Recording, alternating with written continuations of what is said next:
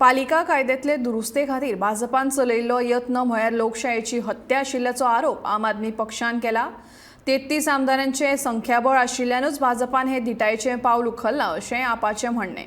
मुळाव्या पावण्यावेल्या राजकारणात हस्तक्षेपाचो हो भाजपाचो यत्न म्हळ्यार विरोधकांक सोपोवपाचो प्रयत्न आशिल्ल्याचें आप सांगता। पळयात तांचें म्हणणें।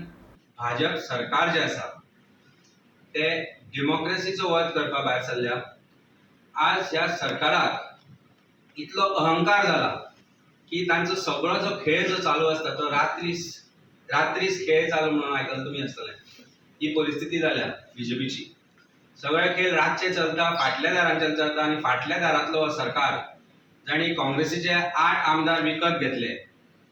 त्या 8 आमदारांक घेवन खुद्द आपल्याच कॅबिनेट मिनिस्टरांक त्या चुनो लायता।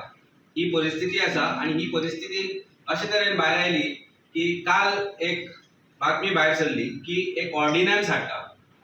N ordinance is backdoor entry to kill democratic process of electing a chairperson by way of secret ballot।